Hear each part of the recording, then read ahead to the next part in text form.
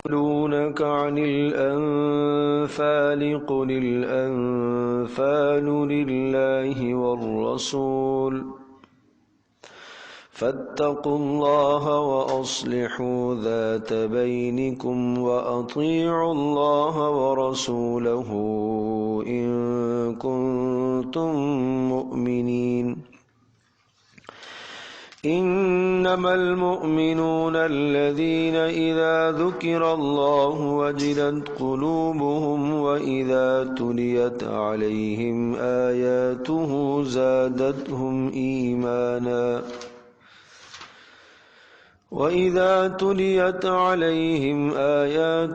زادتهم إيمانا وعلى ربهم يتوكلون الذين يقيمون الصلاة ومما رزقناهم ينفقون أولئك هم المؤمنون حقا لهم درجات عند ربهم ومغفرة ورزق كريم كما أخرجك ربك من بيتك بالحق وإن فريقا من المؤمنين لكارهون يجادلونك في الحق بعدما تبين كأنما يساقون إلى الموت وهم ينظرون وإذ يعدكم الله إحدى الطائفتين أنها لكم وتودون أن غير ذات الشوكة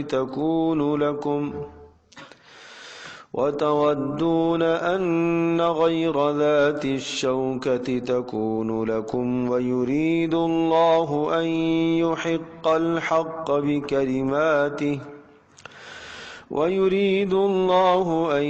يحق الحق بكلماته ويقطع دابر الكافرين ليحق الحق ويبطل الباطل ولو كره المجرمون إذ تستغيثون ربكم فاستجاب لكم أني ممدكم ب1000 من الملائكة مردفين وما جعله الله إلا بشرى ولتطمئن به قلوبكم وما النصر إلا من عند الله إن اللہ عزیز حکیم۔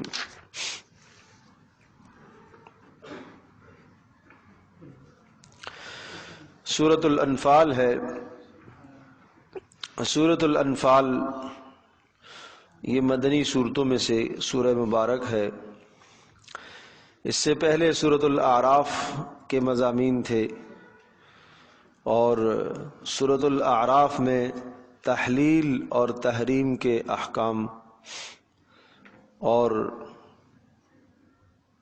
کتاب انزل الیک فلا یکن فی صدرک حرج منہ لتنذر بہ وذکریٰ للمؤمنین، کہ اس قرآن کو ہم نے نصیحت بنایا ہے اور اس کے ذریعے سے آپ جہان والوں کو نصیحت کریں اور اس کی اتباع کریں بغیر کسی کی پرواہ کیے۔ جو اس میں مضامین ہیں ان مضامین کی اتباع آپ کیجیے۔ یہ مضمون تھا سورۃ الاعراف میں۔ پھر یہ مضمون بھی آیا سورۃ الاعراف میں کہ آپ تمام کے تمام اقوام عالم کو، سب کے سب انسانوں کو اسلام کی طرف دعوت دیں۔ جب سب کو اسلام کی دعوت پہنچ گئی ہے تو اب اسلام کی دعوت پہنچانے میں جو لوگ رکاوٹ بنتے ہیں ان رکاوٹوں کو راستے سے ہٹایا جائے، کہ آپ کا کام پوری دنیا میں اللہ کے احکام کو غالب کرنا، اللہ کے کلام کو غالب کرنا، اللہ کے دین کو غالب کرنا، یہ آپ کا منشور اور یہ آپ کا پروگرام ہے۔ آپ لوگوں سے یوں کہیے کہ ہماری طرح کے ہو جاؤ، یعنی ہماری طرح مسلمان بن جاؤ۔ جس طرح سے ہم کہیں اللہ کا کلام ہمارے اوپر اترا ہے، آپ یہ لوگوں کو خوشخبری سنائیے اور انہیں یہ بتائیے کہ اس کائنات کا خالق و مالک صرف اور صرف ایک اللہ ہے، اور وہی نفع اور نقصان کا مالک ہے، اور وہی تمہارا مشکل کشا حاجت روا ہے۔ اور آپ یہ بتائیے کہ میں اللہ کا رسول ہوں، اور میں اللہ کا رسول ہوں، میں تمہارے سامنے ایک زندگی لے کر آیا ہوں، اس زندگی پر تم چلو گے تو تم کامیاب ہو جاؤ گے۔ اور تیسری بات آپ یہ بتائیے کہ اس زندگی کے بعد ایک اور دنیا آنے والی ہے، اصل حقیقی کامیابی اور ناکامی کا مدار اس پر ہے۔ دنیا کی جو کامیابی تمہیں نظر آ رہی ہے یہ حقیقی نہیں ہے، یہاں کی جو ناکامی ہے یہ حقیقی نہیں ہے، اصل کامیابی اور ناکامی آخرت کی ہے۔ تو اس جہان کے بعد ایک اور جہان آنے والا ہے۔ تو جو آپ کے اس پروگرام کو، آپ کے اس مشن کو مانتا ہے تو اس کی جان کی حفاظت، اس کے مال کی حفاظت، اس کی عزت کی حفاظت وہ آپ کی ذمہ داری ہے۔ اور جو بیچ میں رکاوٹ بنتا ہے تو یہ تو آپ اس سے یہ کہیے کہ جناب اللہ تبارک تعالیٰ نے اس دین کو پوری دنیا میں پھیلانا ہے، آپ اگر نہیں اسلام کو قبول کرتے تو دو ہی صورتیں ہیں، یا تو آپ جزیہ دیں اور ٹیکس دیں، اور جزیہ اور ٹیکس کا مطلب یہ ہوگا کہ ہم آپ کی جان کی، آپ کے مال کی، آپ کی عزت و آبرو، ہر چیز کی ہم حفاظت کریں گے، اور ہم آپ کو اپنے ملک کے اندر اور اپنی ریاست کے اندر ہم آپ کو اسی طرح سے حقوق دیں گے جس طرح سے مسلمانوں کو دیے جاتے ہیں۔ اگر یہ بات بھی تسلیم نہیں ہے تو پھر تیسرا حکم یہ ہے کہ ہمیں اس اللہ کے کلام کو، اللہ کے احکام کو پوری دنیا میں پھیلانا ہے، اس میں جو پھر رکاوٹ بنے گا ہم اس رکاوٹ کو ہٹائیں گے۔ یہ بالکل صاف سی اور آسان سی بات ہے۔ جس طرح سے ایک آدمی ایک چمن لگاتا ہے اور اس چمن کی نگہداشت کے لیے چوکیدار کو رکھتا ہے اور اس چمن کی حفاظت کے لیے مالی کو رکھتا ہے، اب وہ مالی اس چمن کا تحفظ کر رہا ہے، اور کبھی کبھی ایسا بھی ہوتا ہے کہ وہ مالی اپنے ہاتھ میں کوئی ڈنڈا بھی رکھتا ہے۔ اگر کوئی آدمی آ کر یا کوئی جانور آ کر یا کوئی چڑیوں کا جرمٹ آ کر، گروہ آ کر اس چمن کو خراب کرتا ہے، بیکار کرنے کی کوشش کرتا ہے، تو وہ اس موقع پر وہ ڈنڈا بھی اٹھاتا ہے اور اس طرح سے بھی دفاع کرتا ہے۔ بالکل اسی طرح سے ہمیں اللہ کا کلام، اللہ کے احکام کو پوری دنیا میں نافذ کرنا ہے۔ رسول اکرم صلی اللہ علیہ وسلم نے یہ پیغام دیا۔ تو جب اس احکام کو، اللہ کے احکام کو ہمیں نافذ کرنا ہے، جو بھی بیچ میں رکاوٹ آئے گی اس رکاوٹ کو ہم دور کریں گے، اور اس رکاوٹ کو دور کرنے کا نام پھر قتال اور جہاد فی سبیل اللہ ہے۔ تو اس لیے پھر سورۃ الانفال اور سورۃ التوبہ میں تفصیل سے احکام مذکور ہوئے ہیں جہاد اور قتال فی سبیل اللہ کے۔ اور اگر آپ یوں کہیے کہ اسلامی لشکر کے آداب کیا ہیں تو تفصیل سے آداب بھی مذکور ہیں، وہ کیا اصول اور ضوابط ہیں، جن اصولوں اور ضوابط کی بنیاد پر اللہ تبارک تعالیٰ ایمان والوں کی مدد کیا کرتا ہے، وہ تفصیل سے احکام ان دو صورتوں کے اندر مذکور ہیں۔ آغاز جو ہے وہ یسألونک عن الانفال اس کلمے سے ہے۔ اس پہلے رکوع کے اندر جو ایمان والوں، ایک تو دعویٰ ہے اور پھر ایمان والوں کی صفات ہیں، اور پھر ایمان والوں کی صفات کے ساتھ ساتھ پھر علتیں ذکر ہیں، اسباب ذکر ہیں کہ کیوں اس بات کی نوبت آئی ہے، کیوں اس بات کی ضرورت پیش آئی ہے کہ آپ کو ہتھیار اٹھانے کا حکم کیوں دیا گیا، اس کے اسباب کیا ہیں۔ یسألونک عن الانفال، آپ سے پوچھتے ہیں، یسألونک سوال سے، آپ سے سوال کرتے ہیں، عن الانفال، انفال کے بارے میں۔ انفال اس مال کو کہا جاتا ہے جو دشمن سے مال ہاتھ میں آتا ہے، جس کو آپ مال غنیمت بھی کہتے ہیں، تو یہ مال انفال کہلاتا ہے۔ اس مال کے متعلق سوال ہوا صحابہ میں، یہ بدر کا قصہ ہے۔ جنگ بدر کے موقع پر اس مال کے متعلق آپس میں سوال ہوا کہ یہ مال کس کو ملے گا، چونکہ ہر جنگ کے اندر اصول یہی ہوتا تھا کہ ایک مجمع تو صحابہ کا آگے لڑتا تھا اور ایک مجمع پیچھے تیار ہر وقت رہتا تھا کہ کسی وقت اگر مدد کی ضرورت پیش آئی تو ہم آگے پہنچ جائیں گے۔ بسا اوقات وہ اگلا مجمع ہی کافی ہو جاتا تھا، پیچھے والوں کے جانے کی نوبت نہیں آتی تھی۔ اور بسا اوقات ایسا بھی ہوتا تھا کہ کسی بھی غزوے میں، کسی بھی جنگ کے اندر جو ضعفاء اور بوڑھے لوگ ہوتے تھے ان کے تجربات ہوتے تھے اور وہ اپنے تجربات سے جو ہے وہ مجمع کو فیضیاب کرتے تھے اور جوان لڑتے تھے۔ تو اسی طرح سے جب مال غنیمت بدر کے موقع پر، جس کی تفصیل سورہ آل عمران میں بڑی تفصیل سے آ چکی ہے، جب مال کے بارے میں آپس میں بات چیت ہوئی کہ یہ مال غنیمت جو بدر میں حاصل ہوا یہ کس کو ملے گا، کیا طریقہ کار ہے، اس کے تقسیم کا کیا طریقہ کار ہے، بعض نے کہا کہ جنہوں نے لڑا ہے، حقیقت میں جنہوں نے لڑائی میں حصہ لیا انہیں ملے گا، بعض نے کہا کہ جو بڑھاپے والے لوگ تھے، جو پیچھے صاحب تجربہ لوگ تھے، انہیں دیا جائے گا۔ تو اس موقع پر اللہ تبارک تعالیٰ نے یہ آیات نازل فرمائی کہ آپ سے پوچھتے ہیں انفال کے بارے میں کہ مال غنیمت کسے ملے گا، آپ فرما دیجئے قل الانفال للہ والرسول، کہ یہ مال غنیمت اللہ اور اس کے رسول کا ہے، جس طرح سے اللہ اور اس کے رسول اسے چاہیں تقسیم کریں، اس میں کسی اور کی کسی رائے کا اعتبار نہیں ہوگا۔ چنانچہ اللہ کے احکام پھر آگے تفصیل سے آئے ہیں وَاعْلَمُوا أَنَّمَا غَنِمْتُمْ فَأَنَّ لِلَّهِ خُمُسَهُ وَلِلرَّسُولِ، کہ اس مال غنیمت میں سے 5واں حصہ تو بیت المال میں جائے گا جو غرباء مسلمانوں پر اور رسول پاک صلی اللہ علیہ وسلم کے قرابت داروں پر خرچ ہوگا، اور باقی جو مال ہے وہ اس غزوے کے اندر جتنے بھی شرکاء ہیں، مجاہدین ہیں، ان تمام کے اندر برابر برابر کا تقسیم ہوگا۔ ہاں کہیں کہیں فاصلہ ہے کہ اگر گھوڑ سوار ہے تو اس کو 2 حصے دیے جائیں گے، پیدل والا ہے تو اس کو 1 حصہ دیا جائے گا۔ بہرحال اس کی تفصیل احادیث کی کتابوں میں مذکور ہے۔ یسألونک عن الانفال، آپ سے پوچھتے ہیں انفال کے بارے میں، مال غنیمت کے بارے میں آپ سے سوال کرتے ہیں کہ کیسے خرچ ہو، کس پر خرچ کیا جائے، کس کو دیا جائے، کون اس کا مستحق ہے۔ قل، کہہ دیجئے الانفال للہ والرسول، کہ انفال مال غنیمت اللہ اور اس کے رسول کا ہے، مانا اللہ اور اس کے رسول کے حکم کے مطابق اور ان کی مرضیات کے مطابق اس کو صرف کیا جائے گا۔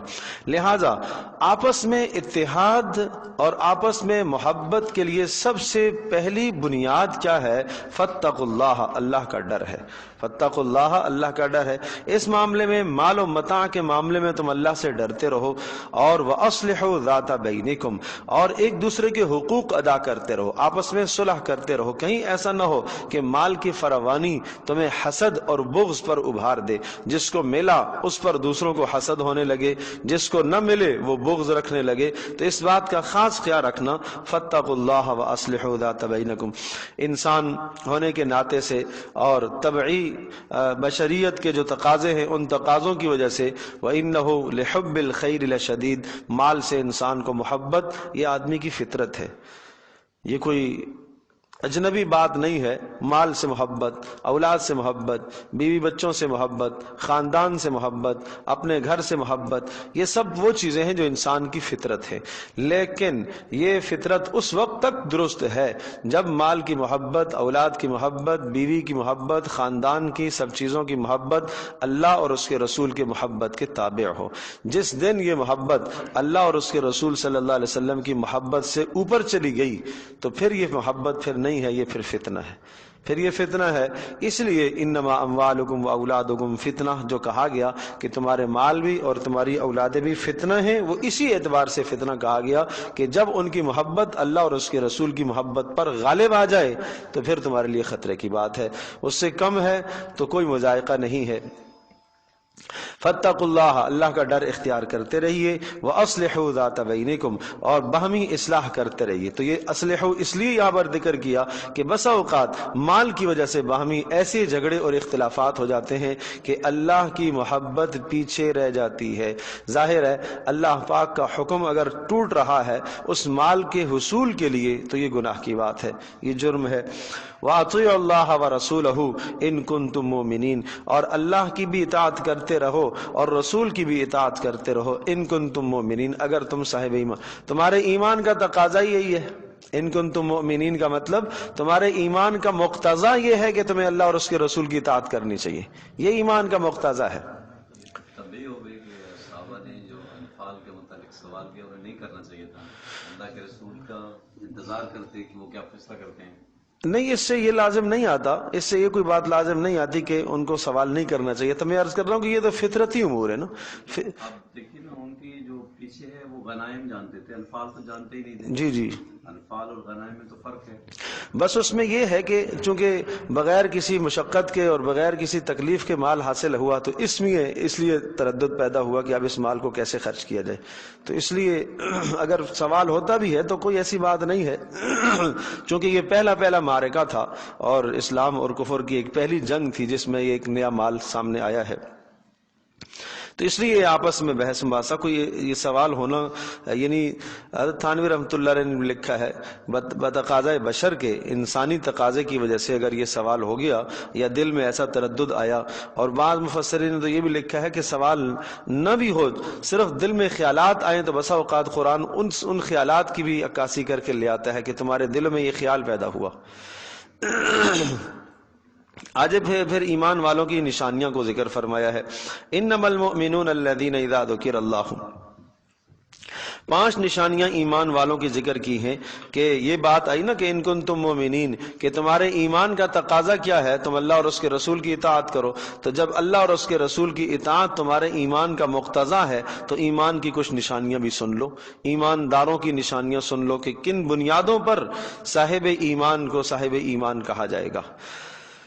نمبر 1، انما المؤمنون الذین اذا ذکر اللہ، ایمان والے تو وہ ہیں کہ جب ان کے سامنے اللہ کا تذکرہ کیا جاتا ہے، اذا ذکر اللہ، اللہ کا نام لیا جاتا ہے، وجلت قلوبہم، ان کے دل خوف سے کانپ جاتے ہیں. اس کے کئی معنی ہیں. اس کا ایک معنی تو یہ ہے کہ کوئی آدمی اگر گناہ کر رہا ہے اور گناہ کے سارے اسباب اس کے سامنے موجود ہیں اور اچانک اس کے دل میں اللہ کا خیال آ جاتا ہے، یا کوئی اسے یوں کہہ دیتا ہے کہ اللہ سے ڈر، اور اس کے اللہ کے ڈر کی وجہ سے اس گناہ سے پیچھے ہٹ جاتا ہے، یہ معنی ہے وجلت قلوبہم، کہ ان کے دل اللہ کی یاد سے ڈر جاتے ہیں. جب انہیں اللہ کا نام یاد دلایا جاتا ہے تو ان کا دل کانپ اٹھتا ہے اور وہ گناہ سے بچ جاتے ہیں. ایک معنی یہ ہے کہ اذا ذکر اللہ وجلت قلوبہم، اور جب ان کے سامنے اللہ کا نام لیا جاتا ہے تو ان کے دل اللہ کی محبت سے لبریز ہو جاتے ہیں، اللہ کی محبت سے، اللہ کا نام سن کر انہیں لطف آنے لگتا ہے. یہ ایک ایمان کی نشانی بتائی ہے. اور پہلے والی جو بات ہے اذا ذکر اللہ وجلت قلوبہم، کہ جب ان کے سامنے کسی بھی گناہ کا تذکرہ مثال کے طور پر آئے اور کوئی گناہ کے اسباب سامنے آئیں اور پھر اللہ کا نام لیا جائے تو فوراً اس گناہ کو چھوڑ دیں، پیچھے ہٹ جائیں. یہ حقیقت میں ایمان والوں کی صفات ہونی چاہیے اور یہ صفت مطلوب ہے. اذا ذکر اللہ وجلت قلوبہم، جب اللہ کا نام ان کے سامنے لیا جاتا ہے، وجلت قلوبہم، تو ان کے دل کانپ اٹھتے ہیں. ہر وقت اللہ پاک کی ذات عالی کا استحضار اتنا موجود ہوتا ہے دل کے اندر کہ ان کا دل کانپ جاتا ہے. دوسری نشانی، وَإِذَا تُلِيَتْ عَلَيْهِمْ آيَاتُهُ زَادَتْهُمْ ایمانا، جب ان کے سامنے آیات تلاوت کی جاتی ہیں تو ان کا ایمان بڑھ جاتا ہے. وَإِذَا تُلِيَتْ عَلَيْهِمْ، جب تلاوت کی جاتی ہیں، علیہم ان پر، آیاتُهُ اللہ کی آیات، زادتہم ایمانا، تو ان کا ایمان بڑھتا ہے.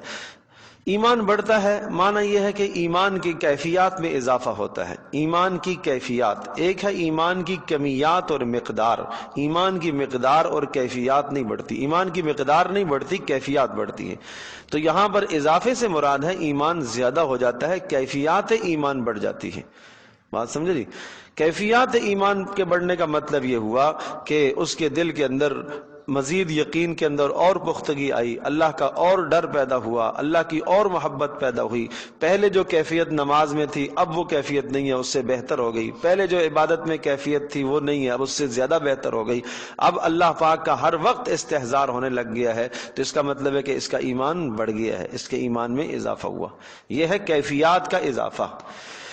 ایک ہے مقدار اور چیزوں کا اضافہ. پہلے جن چیزوں پر ایمان تھا اب بھی انہی چیزوں پر ایمان ہے. پہلے ایمان توحید پر تھا، رسالت پر تھا، آخرت پر تھا، ملائکہ پر تھا، تقدیر پر تھا، اب وہی چیزیں ہیں.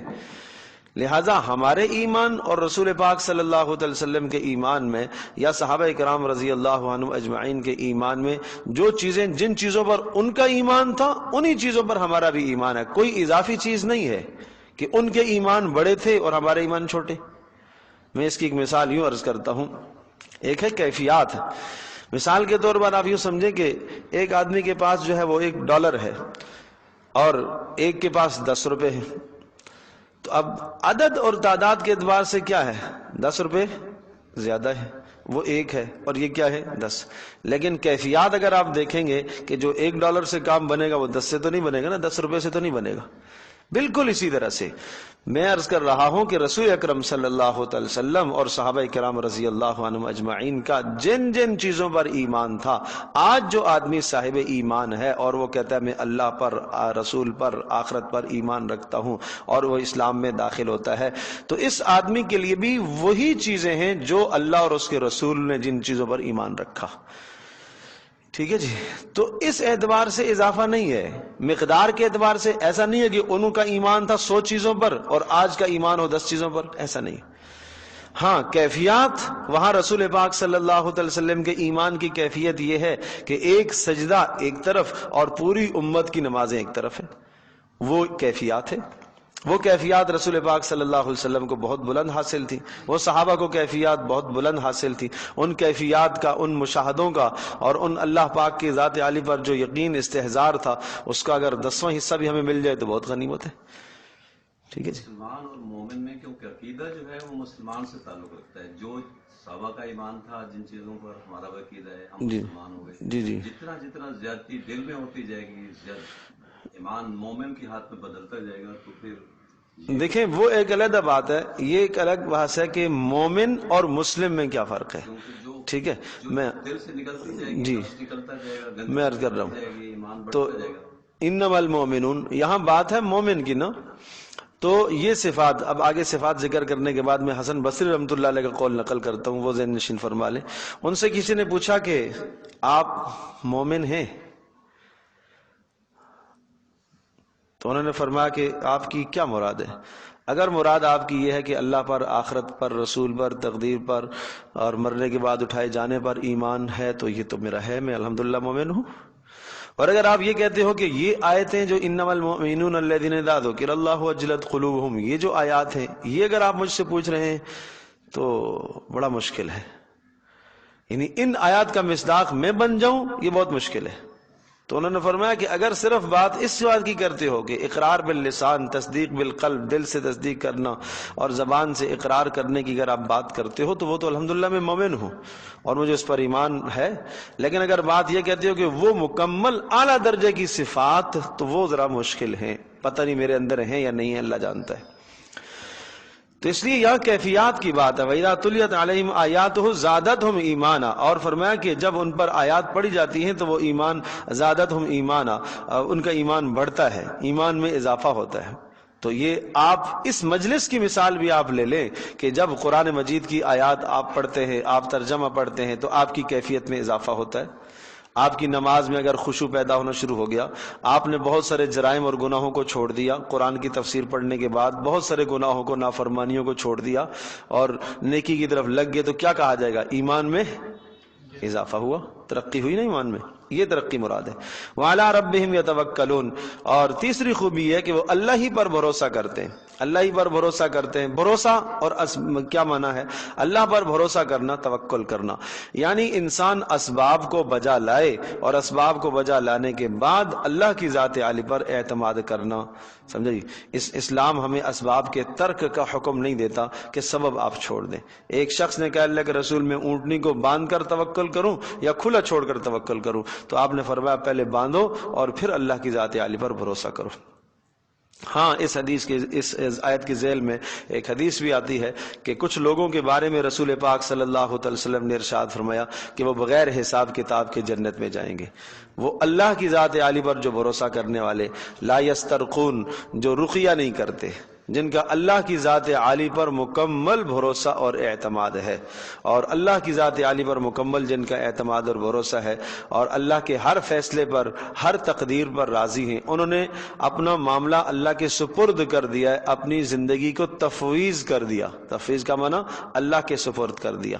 یہ فرمایا کہ 70,000 جنت میں بغیر حساب کتاب کے داخل ہوں گے. اعلیٰ درجے کا توکل جن کو حاصل ہے. ایک شخص نے کہا اللہ کے رسول مجھے بھی آپ دعا کریں، میں بھی ان میں سے ہو جاؤں. تو آپ علیہ السلام نے فرمایا آپ ان میں سے ہو. پھر ایک دوسرے نے کہا کہ اللہ کے رسول میرے لیے بھی دعا فرمائیں کہ میرا شمار بھی ان میں سے ہو جائے. تو آپ نے فرمایا وہ اوکاشا آپ سے سبقت لے گے. اوکاشا ان کا نام تھا کہ وہ آپ سے سبقت لے گے. اب یہ ہر ایک کے لیے نہیں ہے، یہ فضیلت اسی کے لیے. تو اللہ پاک ہم سب کو بھی ان میں شامل فرمائے جی. وَعَلَىٰ رَبِّهِمْ يَتَوَكَّلُونَ، جو اللہ ہی پر بھروسہ کرتے ہیں تو بھائی اللہ کی ذات عالی پر بھروسے کا اضافہ فرمایا کریں. یہ ہمارے اللہ کی ذات عالی پر بھروسے میں توکل میں بڑی کوتاہی ہے۔ آج جب کوئی مشکل پیش آتی ہے اور کسی تکلیف میں ہم آ جاتے ہیں، مبتلا ہو جاتے ہیں، تو سب سے پہلے آپ یہ دیکھو کہ اس تکلیف کے موقع پر میرا ذہن کس چیز کی طرف گیا۔ سمجھے جی؟ اگر تکلیف کے موقع پر سب سے پہلا ذہن آدمی کا اللہ کی طرف گیا ہے، پھر اس کے بعد اسباب اختیار کرتا ہے، تو اسی کا نام توکل ہے، کوئی حرج نہیں۔ دیکھیں ایک مثال عرض کرتا ہوں۔ بدر کے موقع پر، احد کے موقع پر جب مسلمانوں کو ہزیمت ہوئی، شکست ہوئی، اور اس کے بعد جو ہے یہ خبر سنی ہے کہ دوبارہ سے مشرکین جمع ہو رہے ہیں، جیسے ہی یہ خبر کانوں میں آئی، فوری بے ساختہ زبان سے یہ لفظ نکلا، حسبنا اللہ و نعم الوکیل، ہمارے لیے اللہ کافی ہے، بہترین کام کرنے والا ہے۔ پھر اس کے لیے اسباب بھی انہوں نے اختیار کیے، آپ نے تعاقب بھی کیا مشرکین کا، لیکن یہ نہیں کہ جیسے ہی کوئی ایسی خبر آدمی سنے، غم کی، پریشانی کی، تکلیف کی بات آئے اور حواس باختہ ہو جائے اور ادھر ادھر دائیں بائیں اسباب اختیار کرنا شروع کر دے۔ اللہ کا تصور بھی نہیں آیا، خیال بھی نہیں آیا اللہ کی ذات عالی کا، اور پھر جب کوئی کام نہ بنا تو بھائی دعا کر لو، بھائی اب دعا ہی کرتے ہیں۔ یہ دعا پہلے کرنی چاہیے تھی، یہ توکل پہلے۔ یہاں کمزوری ہے ہماری، یہاں کمزوری ہے، بہت بڑی کمزوری ہے، اور یہ کمزوری اس لیے پیدا ہوئی ہے کہ ہمہ وقت اللہ کی ذات عالی کا استحضار نہیں رہتا۔ جو آدمی جس کے دل میں جو چیز ہوتی ہے نا پریشانی کے وقت، وہی ظاہر ہوتی ہے، وہی ظاہر ہوتی ہے۔ مال کی محبت ہے، فوری مال کی طرف بھاگے گا۔ اگر کسی کا اعتماد دوستوں پر ہے، فوری دوستوں کی طرف بھاگے گا، فوری رابطے کرے گا، میری یہ پریشانی آ گئی، کیا کروں؟ میں عرض کر رہا ہوں کہ اسلام ہمیں اس سے نہیں روکتا کہ آپ اسباب نہ اختیار کریں، آپ ضرور اختیار کریں، آپ اچھے سے اچھے اسباب اختیار کریں اس مصیبت سے نکلنے کے لیے، لیکن جیسے ہی آپ نے خبر پریشانی مصیبت کی سنی یا حال آیا، سب سے پہلے لمحے میں آپ کا ذہن کہاں گیا؟ یہ اپنے ایمان کو پرکھو۔ یہ توکل اللہ کی ذات عالی پر ہونا چاہیے۔ پرندے، چھوٹے چھوٹے پرندے ہیں، اللہ کی ذات عالی پر کیا بھروسہ ہے؟ رسول پاک صلی اللہ علیہ وسلم کا فرمان ہے، اگر تم اللہ پر ایسا توکل کرو جیسا کہ توکل کا حق ہے، اللہ تمہیں ایسے کھلائے گا جیسے پرندوں کو کھلاتا ہے۔ صبح نکلتے ہیں خالی پیٹ، شام کو پیٹ بھرے ہوئے آتے ہیں، رات کو تیز آندھی چلتی ہے، ہوائیں چلتی ہیں، اور ان ہواؤں میں ان کے گھونسلے ٹوٹ جاتے ہیں، شاخیں ٹوٹ جاتی ہیں، صبح پھر بھی اللہ کی تسبیح کر رہی ہوتی ہیں، پھر بھی سویرے اللہ کی تسبیح کرتی ہے، کوئی گلہ نہیں، کوئی شکوہ نہیں۔ اللہ کی تقدیر پر، اللہ کی تقسیم پر، اللہ کے فیصلوں پر راضی رہنا، یہ کامل درجے کا توکل ہے۔ تو یہ توکل کی آج بڑی کمزوری ہے، اور یہ توکل بہت اعلیٰ صفت ہے، بہت اعلیٰ خوبی ہے ایمان کی، یہ اپنے اندر پیدا کرنے کی کوشش کی جائے۔ اللہ کا ذکر کیا کرو تنہائی میں بیٹھ کر، قرآن کی تلاوت کیا کرو، اس سے اللہ کی ذات عالی پر توکل آتا ہے۔ اللہ کی نعمتوں کو سوچا کرو، مشکل میں جو اللہ نے آپ کا ہاتھ پکڑا ہے، مشکلات کو آسان کیا ہے، ان کو سوچا کرو، اللہ کی ذات عالی پر بھروسہ ہوگا۔ امام غزالی رحمۃ اللہ علیہ نے بڑی پیاری بات لکھی ہے، اور دل پر نقش کرنے کی بات ہے۔ یہ ارشاد فرمایا کہ اگر ایک آدمی کھانا کھانے کے لیے بیٹھتا ہے اور اس کے سامنے جو ہے وہ 100 پلیٹیں رکھی ہوئی ہوں کھانے کی، اور اس میں کوئی بچہ چھوٹا آ کے بتا دے کہ ایک میں زہر ہے، تو آدمی ہاتھ کھینچ لے گا کہ پتہ نہیں کس میں زہر ہو سکتی ہے۔ ایک بچے کی بات پر بھروسہ کر کے آدمی ہاتھ کھینچ لے گا کہ پتہ نہیں کس میں زہر ہے، میری موت نہ آ جائے۔ کوئی ڈاکٹر اور طبیب بتاتا ہے کہ یہ چیز آپ کے لیے مضر ہے، آپ نہ کھاؤ، تو ڈاکٹر کے کہنے پر اس مضر سے آدمی رک جاتا ہے، اللہ کے کہنے پر آدمی حرام سے نہیں رکتا، رسول پاک صلی اللہ علیہ وسلم کے حکم کے مطابق حرام سے آدمی نہیں رکتا۔ تو معنی یہ ہے کہ اس کا بھروسہ اللہ کی ذات عالی پر نہیں ہے نا، یہ بھروسے کی کمزوری ہے۔ وَعَلَىٰ رَبِّهِمْ يَتَوَكَّلُونَ، اور اللہ کی ذات عالی پر بھروسہ کرتے ہیں۔ ایک شخص رسول پاک صلی اللہ علیہ وسلم کی خدمت میں حاضر ہوئے، اور حاضر بھی اس لیے ہوئے کہ ان کے پاس کچھ کھانے پینے کو نہ تھا، تو رسول اکرم صلی اللہ علیہ وسلم کے پاس آئے۔ ساتھیوں نے بھیجا کہ جاؤ جا کے سوال کر کے لے آؤ، اب تو آپ کے لیے سوال کرنا بھی جائز ہے۔ آئے سوال کے لیے، لیکن وہاں یہ آیت نازل ہوئی، وَمَا مِن دَابَّةٍ فِي الْأَرْضِ إِلَّا عَلَى اللَّهِ رِزْقُهَا، کہ زمین پر جو بھی چلنے والا چوپایا ہے، اس کا رزق اللہ کے ذمہ ہے، اس کا رزق اللہ کے ذمہ ہے۔ تو انہوں نے دل میں خیال کیا کہ میں بھی ایک انسان ہوں، میں بھی ایک چوپایا ہوں، زمین پر چلنے والا میں بھی ایک ہوں، تو رزق میرا بھی اللہ کے ذمہ ہے۔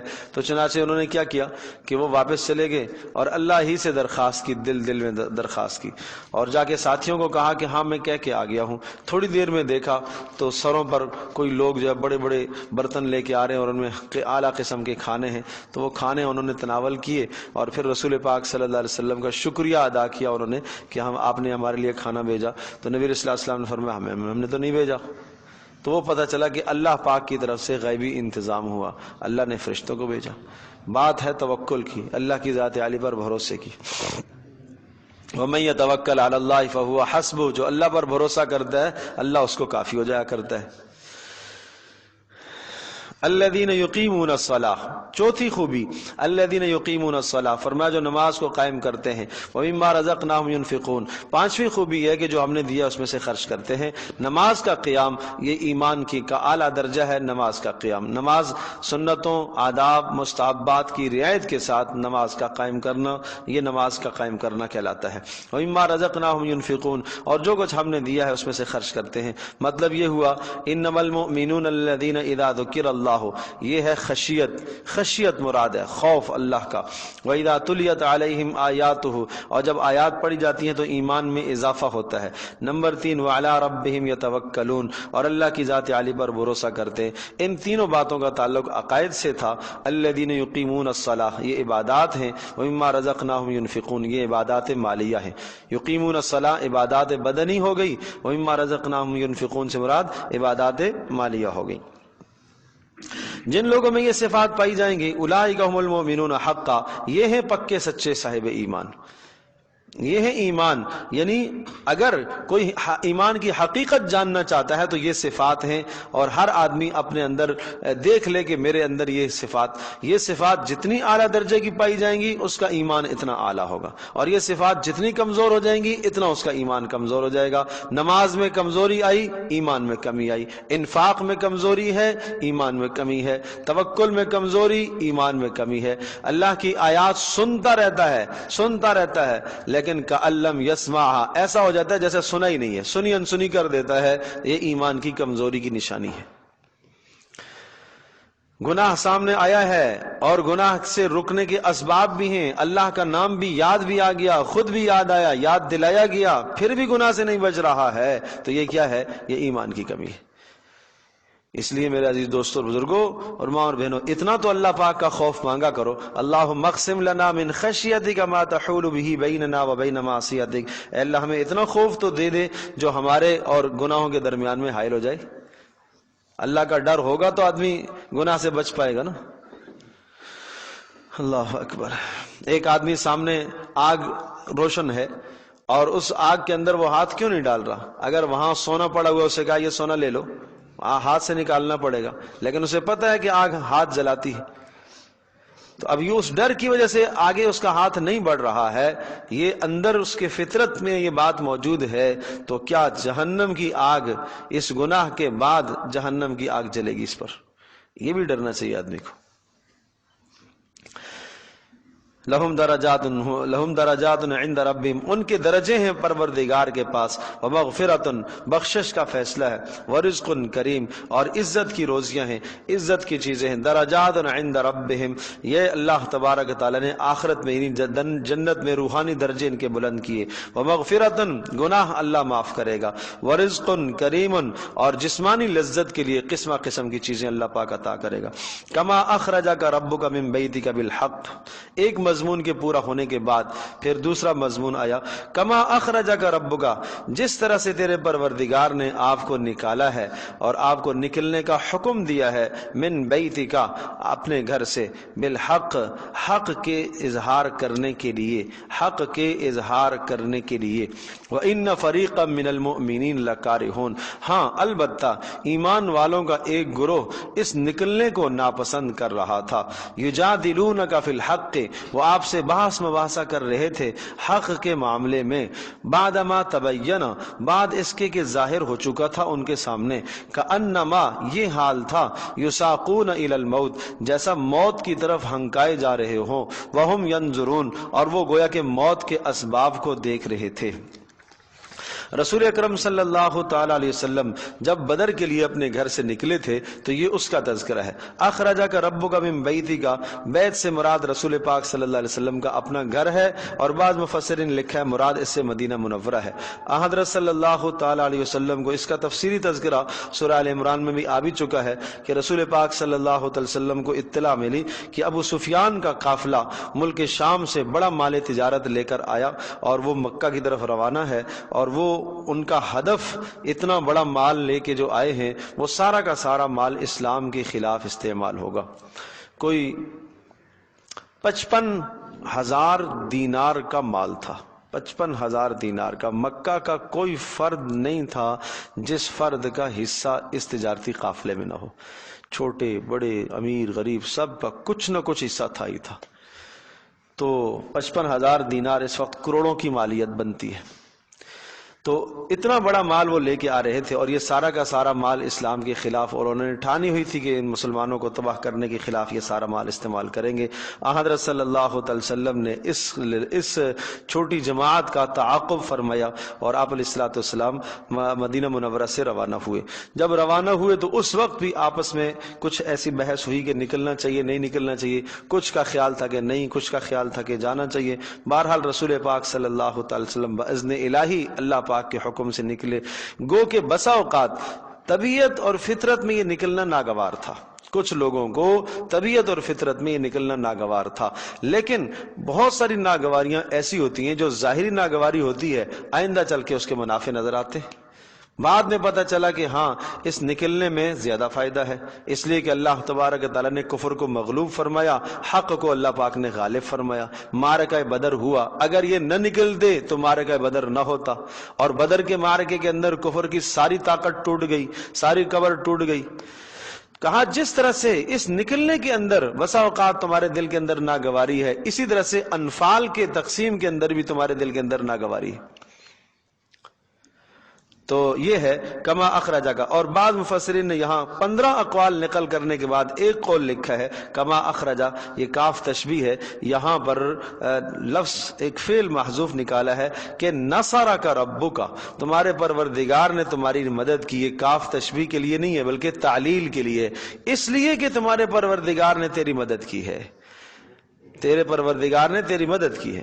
کما اخرجک ربک من بیتک بالحق، جس طرح سے یہ اس لیے کہ تیرے پروردگار نے تجھے نکالا ہے، نکلنے کا حکم دیا ہے بدر کی طرف جانے کا اپنے گھر سے، اور بالحق، حق کو ظاہر کرنے کے لیے. وَإِنَّ فَرِيقًا مِنَ الْمُؤْمِنِينَ، اور بے شک ایمان والوں کا ایک گروہ جو ہے اس وقت اس کو ناپسند کر رہا تھا، یعنی اس نکلنے کو ناپسند کر رہا تھا، اور یہ نکلنا طبعاً ناگوار تھا.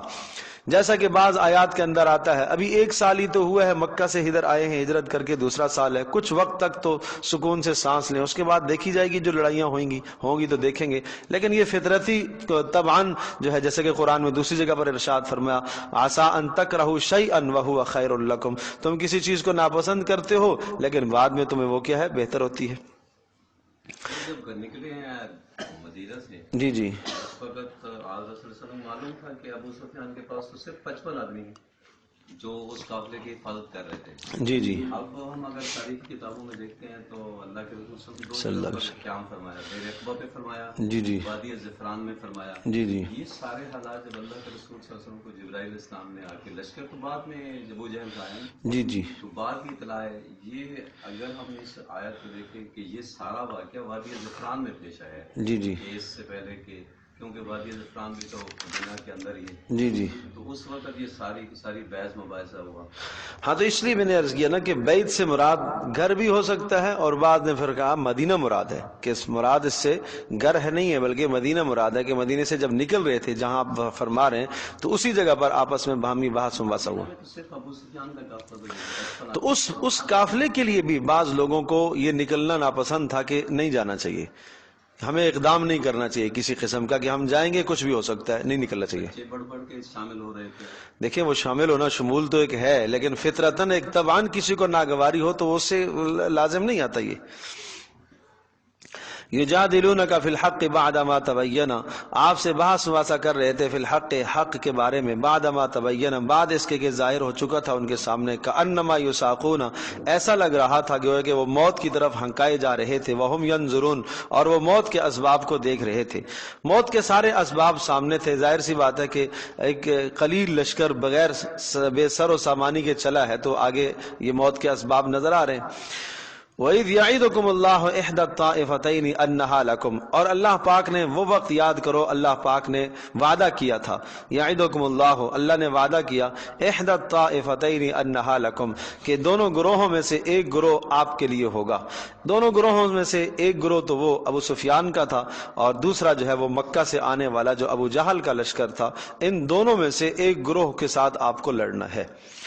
رسول اکرم صلی اللہ تعالی علیہ وسلم کو، جیسے تفصیل سے ہم عرض کر چکے ہیں آل عمران میں، جب آپ علیہ السلام کو اس بات کی اطلاع ملی کہ ابو سفیان کا جو وہ لشکر تھا اور جو تجارتی قافلہ تھا وہ تو بچ بچا کے نکل گئے، اور آپ علیہ السلام نے 2 مخبروں کو بھیجا کہ جاؤ جا کے خبر لے کے آؤ ابو سفیان کے قافلے کی، تو انہوں نے آ کے بتایا وہ تو نکل گئے ہیں، البتہ یہ سننے میں آ رہا ہے کہ مکہ سے ایک لشکر جرار جو ہے ابو جہل کی سرکردگی میں آپ سے لڑنے کے لیے آ رہا۔ تو اس وقت پھر حالت ہی بدل گئی، موقع ہی بدل گیا۔ رسول پاک صلی اللہ علیہ وسلم نے صحابہ سے رائے لی، ابو ایوب انصاری رضی اللہ تعالی عنہ اور چند دیگر لوگوں نے یہ رائے دی کہ ہمیں واپس جانا چاہیے، اس لیے کہ ہم ان سے لڑنے کے لیے تو آئے ہی نہیں تھے۔ ابوبکر صدیق رضی اللہ تعالی عنہ نے فرمایا اللہ کے رسول ہم آپ کی اطاعت کریں گے جیسے آپ فرمائیں۔ حضرت عمر رضی اللہ تعالی نے انہوں نے بھی ارشاد فرمایا اللہ کے رسول ہم آپ کے ساتھ ہیں۔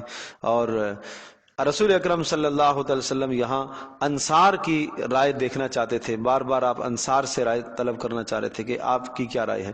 تو پھر انصار کے سردار سعد بن معاذ رضی اللہ تعالیٰ عنہ وہ بھی کھڑے ہوئے، انہوں نے بھی یہی کہا اللہ کے رسول آپ جس وادی میں ہمیں لے جائیں ہم آپ کے ساتھ تیار ہیں، جہاں آپ ہمیں بڑھا دیں لڑا دیں، ہم ہر طرح سے، ہم دائیں سے بائیں سے آگے سے پیچھے سے ہر طرف سے ہم آپ کا ساتھ دیں گے۔ اور فذهب انت وربک فقاتلا ان معکم مقاتلون، آپ بھی چلیں، آپ کا پروردگار بھی چلیں اور ہم جا کے لڑیں گے۔ ہم اس طرح سے نہیں ہیں جیسے موسیٰ علیہ السلام کی قوم نے ان سے کہا تھا کہ فذهب انت وربک فقاتلا ان ھاہنا قاعدون، آپ جائیں اور آپ کا رب جائے، ہم تو یہاں بیٹھے رہیں گے، ہم آپ کے دائیں سے بائیں سے آگے سے پیچھے سے ہر جانب سے لڑیں گے، اس وقت تک ہم آپ کے پاس دشمن کو نہیں پہنچنے دیں گے جب تک ہماری جان میں جان ہے۔ تو رسول اکرم صلی اللہ تعالی علیہ وسلم نے جب یہ بات ان کی سنی، انصار کی رائے سنی، تو آپ علیہ السلام خوش ہوئے۔ پھر آپ نے ارشاد فرمایا کہ مجھے یہ دکھایا گیا ہے اور اللہ کی طرف سے کہ ان 2 گروہوں میں سے ایک گروہ سے ہمارا مقابلہ ہونے والا ہے۔ اور پھر رات کو رسول اکرم صلی اللہ تعالی علیہ وسلم نے اللہ پاک کی طرف تضرع کیا، زاری کی، ساری رات رسول اکرم صلی اللہ علیہ وسلم خود بھی اور صحابہ کرام بھی اللہ پاک سے دعائیں مانگنے میں مشغول ہوئے۔ اور پھر آپ علیہ السلام نے اس رات ہی میں یہ بتایا کہ مجھے یہ بتایا گیا کہ کل فلاں فلاں جگہ پر فلاں کافر مارا جائے گا۔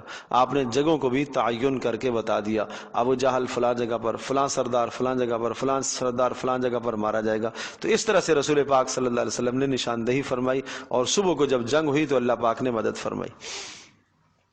وَإِذْ يَعِدُكُمُ اللَّهُ إِحْدَى الطَّائِفَتَيْنِ، اور وہ وقت یاد کرو کہ جب تمہارے پروردگار نے تم سے رب نے اللہ نے وعدہ کیا تھا إِحْدَى الطَّائِفَتَيْنِ کہ دونوں گروہوں میں سے ایک أَنَّهَا لَكُمْ تمہارے لیے ہوگا، وَتَوَدُّونَ اور تم چاہتے تھے أَنَّ غَيْرَ ذَاتِ الشَّوْكَةِ تَكُونُ لَكُمْ کہ بغیر دبدبے والا وہ تمہارے لیے ہو، جس میں کوئی کانٹا کوئی مشقت نہ ہو، یعنی تجارتی قافلہ وہ تمہیں مل جائے۔